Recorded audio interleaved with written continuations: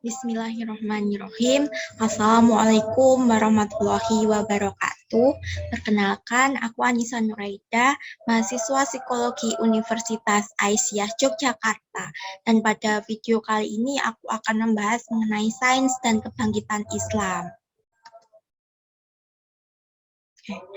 Dalam peradaban modern ini tentunya kita tidak terlepas dari perkembangan sains dan teknologi. Nah, kedua hal ini teman-teman seharusnya perlu dikuasai karena dapat menjadi pendorong utama bagi kemajuan peradaban suatu bangsa. Kebangkitan Islam sendiri di sini itu dimaknai sebagai nilai-nilai dalam agama Islam itu dapat sejalan dengan perkembangan zaman modern ini. Dan tentunya hal ini bertolak belakang dari bangsa Barat yang memandang masyarakat Muslim sebagai masyarakat yang kolot dan terbelakang. Dan Indonesia sendiri teman-teman itu sebagai negeri Muslim terbesar di dunia dan saat ini itu sedang mengalami kebangkitan Islam. Namun ada satu hal yang terlewatkan oleh bangsa Islam teman-teman, yaitu literasi sains. Nah, literasi sains sendiri di Indonesia itu sangat rendah. Dengan penduduk Indonesia yang besar dan mayoritasnya Muslim, tentu saja hal ini menjadi penyakit bagi kita dan perlu untuk disembuhkan memang. Nah, padahal seperti yang sudah aku sampaikan di video sebelumnya, masa kejayaan Islam dahulu itu sangat kaya dengan penemuan sains dan ilmu pengetahuan modern yang banyak yang dapat membuktikan kebenaran dari Al-Quran. Nah, pada abad ke-11 itu ada Imam Al-Ghazali memperkenalkan pembagian antara ilmu agama, ulum al-din dan ilmu keduniaan, ulum al-dunya. Nah, di sini tuh sebagai muslim mempelajari ilmu agama itu wajib hukumnya bagi setiap muslim atau disebut juga dengan fardu ain. Nah, sedangkan ilmu keduniaan itu wajib bagi sebagian muslim atau disebut juga dengan fardu kifayah.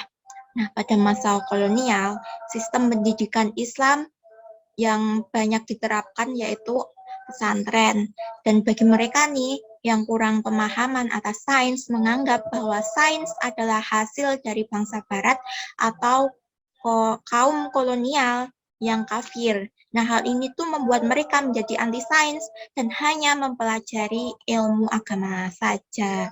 Nah, sedangkan ilmu keduniaan itu hanya dipelajari oleh beberapa orang saja. Nah, ilmu keduniaan itu dipelajari terutama oleh anak-anak dari keluarga yang terpandang saja.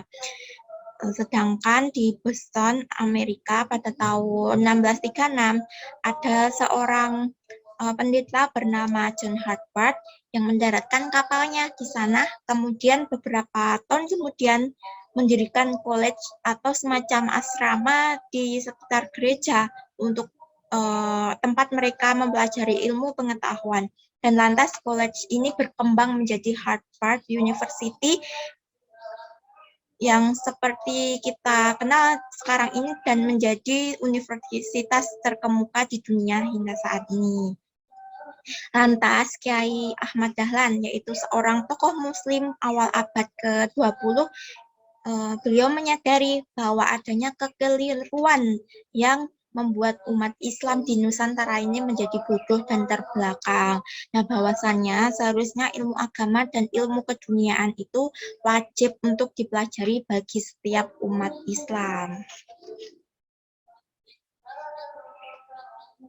Yang selanjutnya yaitu modernisasi umat Islam. Nah, bagi bangsa Eropa sendiri, semakin modern masyarakatnya, maka semakin sejalan dengan ide-ide sekularisme. Sekularisme ini, teman-teman, itu sebuah pemikiran bahwa suatu pemerintahan itu harus berdiri terpisah dari ilmu agama. Nah, jadi di sini agama tidak terlalu penting bagi masyarakatnya. Nah, sedangkan bagi masyarakat Muslim sendiri, itu berlaku sebaliknya, teman-teman. Semakin modern, maka semakin memperhatikan nilai-nilai agama. Namun, hal tersebut itu perlu diwaspadai. Masyarakat Muslim juga harus berkembang sesuai dengan ajaran agama Islam agar tidak keluar jalur dan tidak akan meninggalkan agamanya sendiri dan mengembangkan bentuk agama-agama yang baru. Nah, setelah bertumbuhnya kesadaran umat Islam atas pendidikan modern, maka hal ini tuh dapat menjadi fondasi utama dalam bergerak maju, menguasai sains dan teknologi guna merebut kejayaan Islam kembali.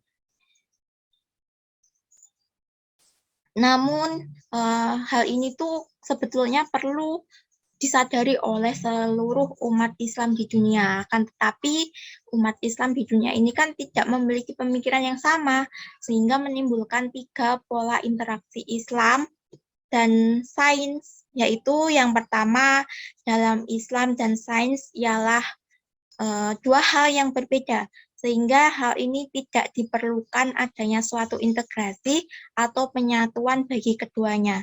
Dan yang kedua yaitu sains itu dipandang sebagai ethical project, sehingga setiap proyek atau penelitian sains harus disesuaikan atau didasarkan dengan ajaran Islam.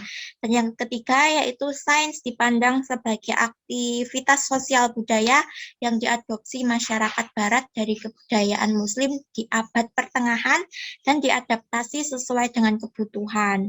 Sehingga umat Islam seharusnya cukup mengadopsi sains barat dan menyesuaikannya dengan konteks kultural muslim di berbagai negara di dunia.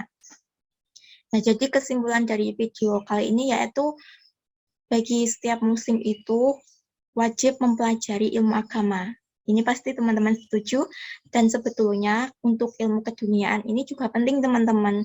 Kita itu harus membuat sumber daya manusia yang terpelajar dan para ahli-ahli agar membuat peradaban Islam itu kembali lagi. Baiklah, itu saja yang bisa aku sampaikan. Terima kasih sudah menyimak videoku pada kesempatan kali ini. Apabila ada kesalahan, itu murni dari saya, dan saya mohon maaf dan mohon koreksinya. Dan apabila ada kebaikan dalam video kali ini, itu datangnya dari Allah. Terima kasih. Wassalamualaikum warahmatullahi wabarakatuh.